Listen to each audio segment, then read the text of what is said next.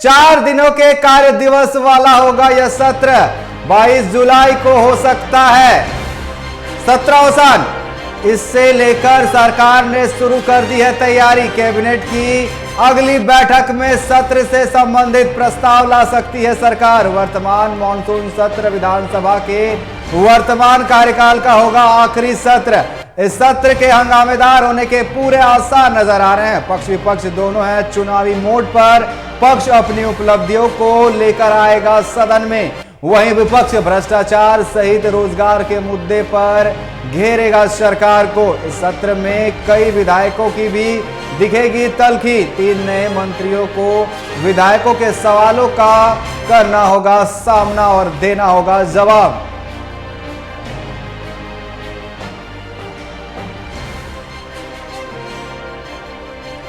तो आपको बता दें कि 18 जुलाई से विधानसभा का मॉनसून सत्र जो है वो शुरू होने जा रहा है। और आपको बता दें इस जो कार्यकाल है सरकार की, इस कार्यकाल का आखिरी सत्र होगा ये। तो जिसको लेकर के जो कयास लगाई जा रही है कि जो आखिरी, आपको बता दें कि मॉनसून का जो सत्र है वो हंगामेदार होने के नजर आ रहे हैं। आपको बता दें कि जिस तरीके से पक्ष जो है अपनी उपलब्धियां गिनाएगा, वहीं विपक्ष जो है सरकार को पूरी घेरने की तैयारी में जुटी हुई है। चाहे वो बेरोजगारी का मुद्दा हो, रोजगार का मुद्दा हो या भ्रष्टाचार का मुद्दा हो, इसको लेकर के विपक्ष आपको बता दे कि सरकार को घेरने में लगेगी।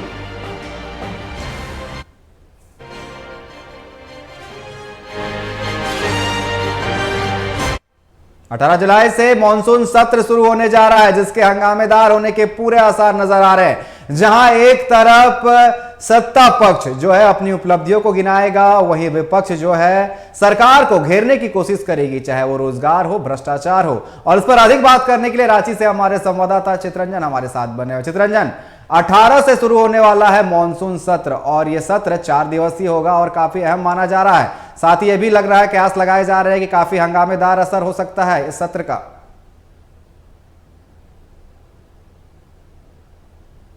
यह सत्र मानसून सत्र जो है 18 जुलाई से संभावित तारीख जो है 18 जुलाई की 4 दिवसीय विधानसभा का सत्र होगा। और इस सरकार का हेमंत सोरेन के कार्यकाल का ये अंतिम सत्र होगा। इसके बाद क्योंकि नवंबर में विधानसभा चुनाव होने, तो चुनाव के बाद फिर जो है सत्र वो बुलाया जाएगा।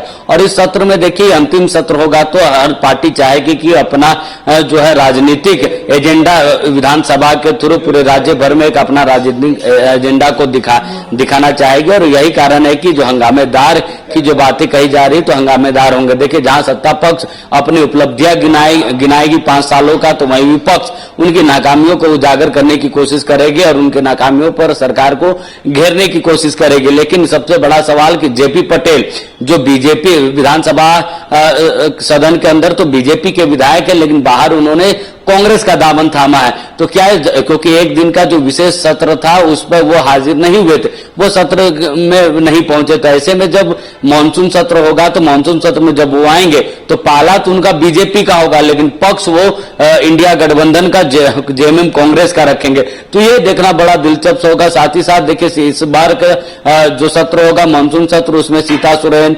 मनीष जायसवाल, ये जो ढुलू महतो, जोबा मांझी, ये जो विधायक जो सांसद बने वो इस बार के जो मानसून सत्र होगा उसमें इनकी मौजूदगी नहीं दिखेगी।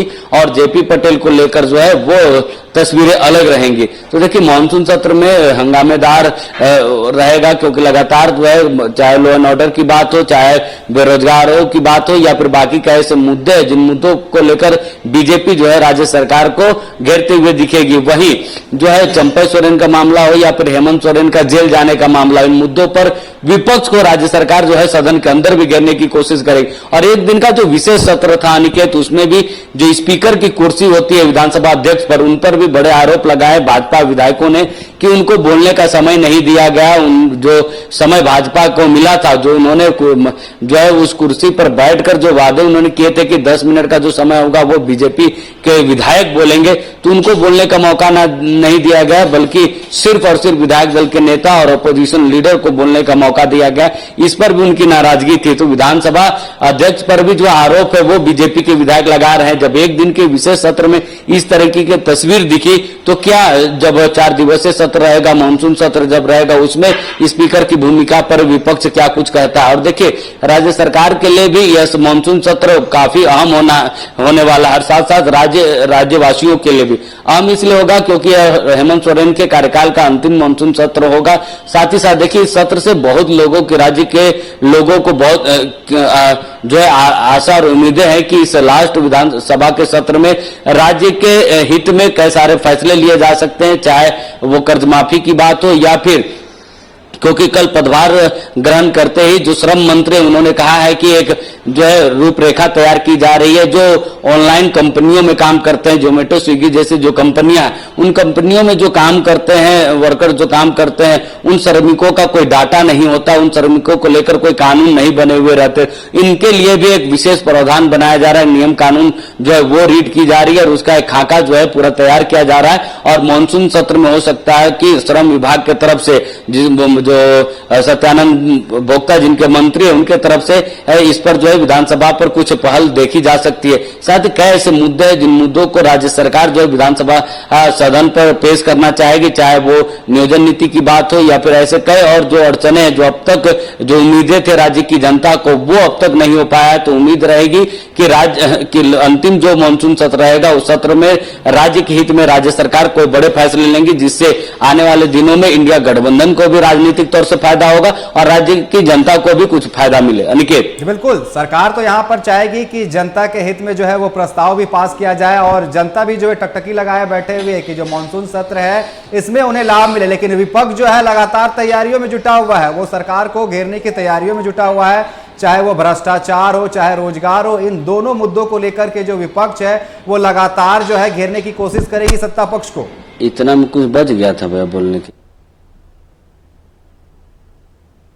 बिल्कुल अनिकेत, देखिए आपने सही कहा कि विपक्ष से पूरी तैयारी करेगी, क्योंकि देखिए जब भी कोई सत्र आहूत होता है तो उससे पहले सत्ता पक्ष और विपक्ष के दोनों ही विधायकों के अपने अपने विधायक दल की बैठकें होती है। उस बैठक में रणनीतियां तय की जाती है। देखिए अगर 4 दिनों का विशेष मानसून सत्र होगा तो चारों दिनों का एजेंडा जो है बीजेपी का, विपक्ष का अलग अलग होता है। हमेशा हम लोग तस्वीरें देखते हैं कि सदन के बाहर जो है विपक्ष जो है वो प्रदर्शन करती है और किसी खास मुद्दे को लेकर हमेशा अलग अलग मुद्दे को लेकर अलग अलग दिन अलग अलग मुद्दे को लेकर वो लोग प्रदर्शन करते हैं। और सदन के अंदर भी जो विधायक दल की बैठक में तय किए जाते हैं कि किन मुद्दों को लेकर कौन से विधायक जो हावी रहेंगे, कौन से विधायक कौन सा प्रश्न पूछेंगे, उसके जवाब में अगर जवाब से संतुष्ट नहीं होंगे तो आगे की क्या कुछ रणनीति होगी, कब वॉकआउट करेगी, किन मुद्दों पर ज्यादा हावी होना है, किन मुद्दों पर विधानसभा पे जो है अपनी बातों सभी विधायक एक साथ उस मुद्दे को लेकर आगे बढ़ाएंगे। सभी जो चीजें हैं उसको लेकर खाका तैयार किया जाता है विधायक दलों की बैठक में।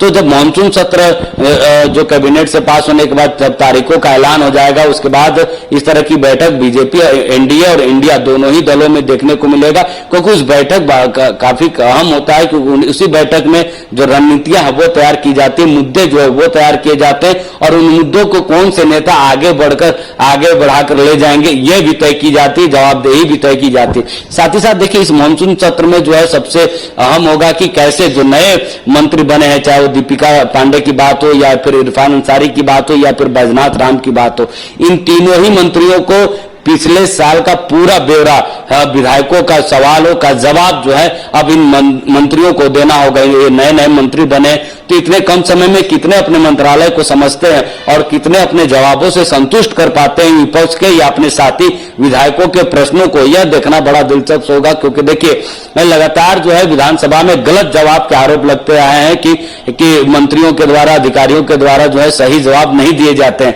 तो क्या ये तीनों मंत्री इतने कम समय में विधायकों के सवालों का सही जवाब दे पाते हैं या फिर इनको समझने में और वक्त लगेगा? देखिए मानसून सत्र के बाद जो है सभी पार्टियां चुनावी मोड पर जो है उतर जाएगी। अभी से हालांकि चुनावी मोड तैयारियां चल रही है, लेकिन विधानसभा सत्र के बाद मुद्दे और भी हावी होंगे। जिन मुद्दों को विधानसभा में नहीं रखा जाएगा उन मुद्दों को लेकर राज्य की जनता के बीच विपक्ष जाएगी। वहीं सत्ता पक्ष विपक्ष के रवैये को कि उनका सदन के अंदर कैसा रवैया, प्रस्ताव पर मुहर लग सकती है। चित्रंजन, जिस तरीके से आपने बताया कि हंगामेदार होने के असर जो है वो बने हुए हैं क्योंकि वह आखिरी सत्र है। फिलहाल आपका हमारे साथ जुड़ने के लिए और तमाम बातचीत करने के लिए और तमाम जानकारी देने के लिए आपका बहुत बहुत धन्यवाद। तो आपको बता दें कि 18 जुलाई से झारखंड विधानसभा के मॉनसून सत्र जो है वो शुरू होने जा रहा है और 4 दिवसीय यह सत्र होगा जिसके हंगामेदार होने के पूरे आसार नजर आ